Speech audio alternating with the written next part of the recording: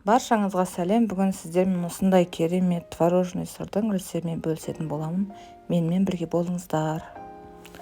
Ең әуелі біздерге творожный сыры үшін, тестасы үшін бір жұмыртқа, менің ыдысымда бір жұмыртқа, оның үстіне қантымызды саламыз. Және бөлме температурасында тұрған сары майымызды салып, жақсылап 5-3 минуттай миксерлеп аламыз.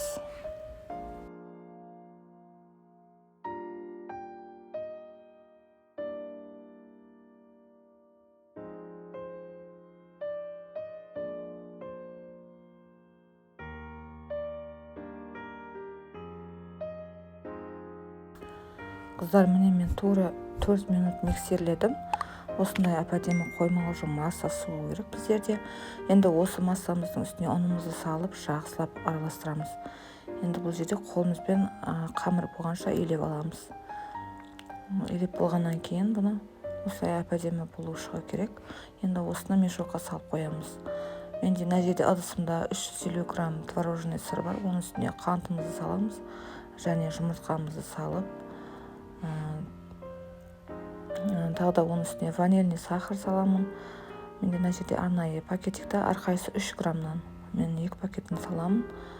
Сосын мани крупа бар ғой, кәдімгі обычно. Соны салып, жақсылап блендермен араластырып аламыз.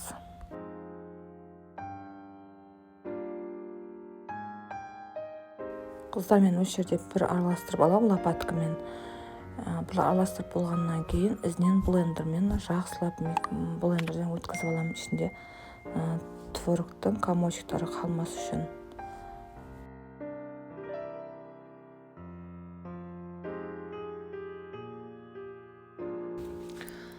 Осылай блендермен істеп аламыз. Творогтар жақсылап езілу үшін блендерлеп болдық. Енді қыздар, осыны формамызға жайғастырамыз.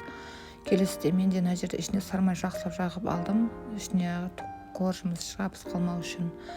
Енді осыны ішіне қамырымызды жайып, жақсылап бірдей етіп тегістеп жайып шығамыз ішіне. Жайып болғаннан кейін мен ішіне вилкамен шаншып шығам осылай.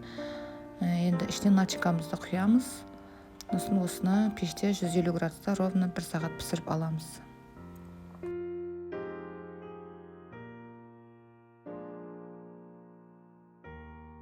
Қыздар, міне біздердің пирогымыз дайын болды.